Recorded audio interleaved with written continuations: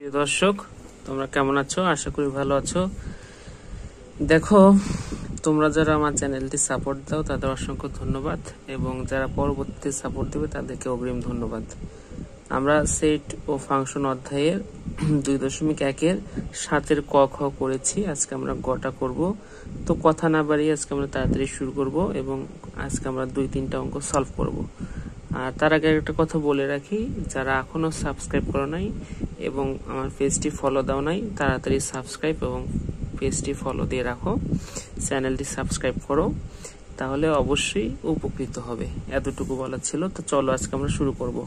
গ নাম্বারে দিয়েছে কি, এই তোমার এই একটা ক্রমজোর দিয়ে দিয়েছে, তাহলে এক্স ওয়াই এর মান এখান থেকে বের করতে হবে। হ্যাঁ, তাহলে আমরা লিখতে পারি যে দেয়া আছে, এটা আমরা তো দেয়া আছে, এটা আমরা আজকে লিখব ক্রমজোরের শর্ত অনুসারে। কি কি শর্ত? তাহলে এক্স 6x - y = 1, আর একটা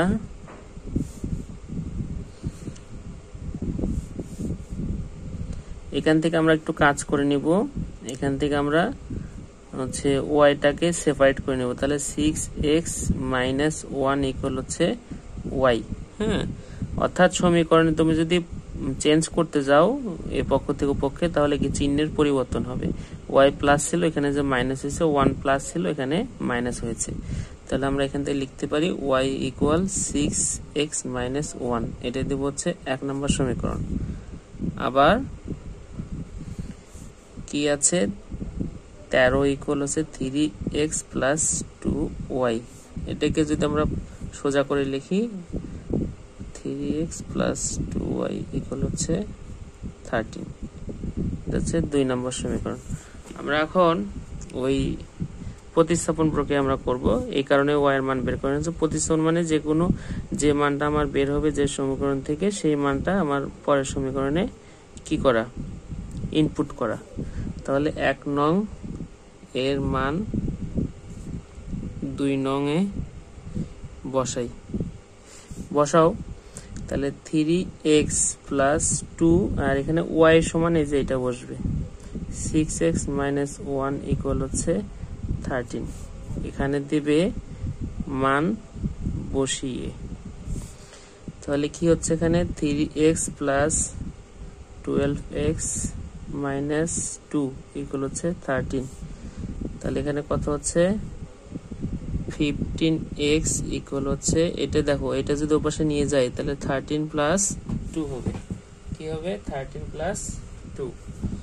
তাহলে কি আসতেছে এখান থেকে, 15x হচ্ছে 15, বা x হচ্ছে 15 ভাগ হচ্ছে 15। তো দুটো ভাগ করলে কি আসে, আমার হচ্ছে 1 আসে। এখন এই যে কোনো একটা মান, এই x এর মান তুমি যদি 1 নং এ বসাও, তাহলে তুমি এখান থেকে সহজে y এর মান পাবে। তাহলে x এর মান 1 নং এ বসাও। তাহলে y = 6 × 1 - 1। এখানে দিবে মান বসিয়ে 6 - 1 এগুলো আসতেছে 5। তাহলে কি আসতেছে তোমার এখানে 5। ঠিক আছে, এখানে তাহলে তুমি 5 পেয়ে গেলে। অতএব নির্ণেয় মান x, y = x এর মান কত পেয়েছো, 1, আর এটার মান হচ্ছে 5। এটা হচ্ছে অ্যান্সার। ঠিক আছে, এই ছিল তোমার হচ্ছে 7-এর গ। আমরা এখন 8 নম্বর অঙ্কটা করব। খুব ইজি এবং খুব সুন্দরভাবে বুঝবো এবং করব। দেখো, এখানে দেওয়া আছে p = a, q = bc set. তাহলে তোমাকে ক নাম্বার রয়েছে p × q এবং q × p নির্ণয় করতে। তাহলে আমরা ক নাম্বার দিব, দেওয়া আছে, লিখব কি দেওয়া আছে, p = a আর q আছে b, c।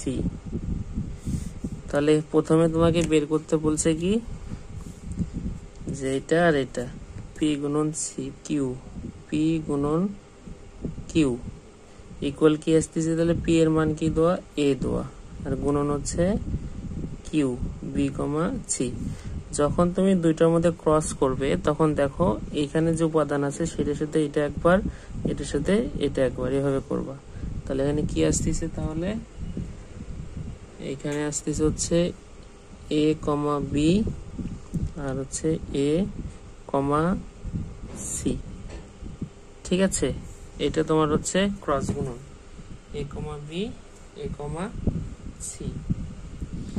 আবার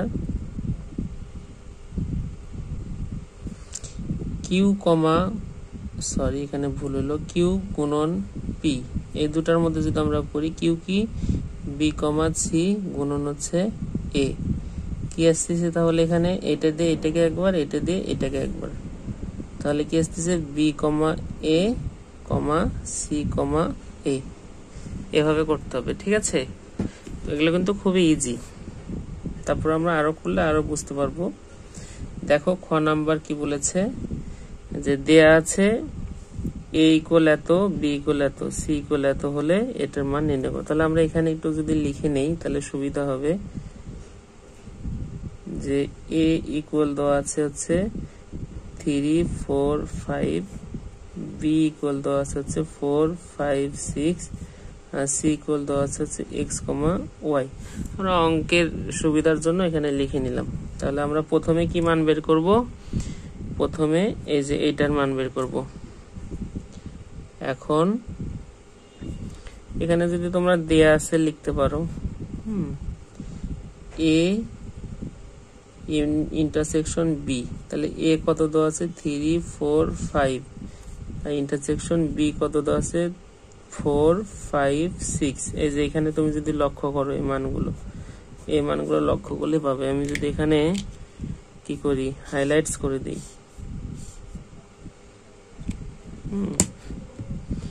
তাহলে এখান থেকে তুমি দেখতে পারবে। তাহলে এখানে কি আসছে দেখো, ইন্টারসেকশন মানে কমন যায় কোনটা, দেখো তো এর মধ্যে কমন কোনটা আছে 5, তাই না, ভালো করে দেখো এর মধ্যে কমন কোনটা আছে 5, আর কোনটা আছে এই যে 4, লিখতে পারি তাহলে 4,5। এখন দেখো তোমার কাছে কি চেয়েছে, যে এটা যে মান বের করলে তার সাথে তোমার গুণন হচ্ছে সি করতে হবে। তাহলে অতএব এ ইন্টারসেকশন বি ক্রস হচ্ছে সি। তাহলে এটার মান কত পাইলে তুমি, 4 গুণন 4 ইন্টু 5, 4,5 ক্রস হচ্ছে সি হচ্ছে এক্স কমা ওয়াই। তাহলে তুমি কি পাচ্ছ, তাহলে এখান থেকে দেখো এটার সাথে এটা একবার, এটার সাথে এটা একবার, অর্থাৎ প্রথম সদস্যের সাথে দ্বিতীয় সদস্যের দুইটা দুইবার হবে, সিঙ্গেল সিঙ্গেল হবে। তাহলে 4, এক্স গেল, 4, ওয়াই, তারপর কি 5, এক্স, তারপর হচ্ছে 5, ওয়াই। ঠিক আছে, এভাবে তুমি লিখবে। এটা হচ্ছে তোমার এখানকার অ্যান্সার। তারপর গ নাম্বার কি দিয়েছে দেখো, ক নাম্বার দিয়েছে যে আমরা যদি লক্ষ্য করি, দেখো এখানে পি ইকুয়াল দেওয়া আছে 3, 5, তো 3, 5, 7, কিউ ইকুয়াল দেওয়া আছে 5, 7, আর ইকুয়াল দেওয়া আছে পি বাদ কিউ। তাহলে তোমাকে আবার এই পি ইউনিয়ন কিউ এবং গুণন হচ্ছে এর সাথে আর করতে বলছে। ঠিক আছে, অর্থাৎ আমরা যদি আগের মতো এখানে লিখে নেই, যে পি ইকুয়াল দেওয়া আছে হচ্ছে 3, 5, 7, কিউ ইকুয়াল দেওয়া আছে হচ্ছে 5, 7, আর আর ইকুয়াল দেওয়া আছে পি ক্রস কিউ, পি বাদ কিউ। আমরা এখানে প্রথমে আর এর মানটা বের করে নেব এবং এই দুটার মধ্যে ইউনিয়ন করব।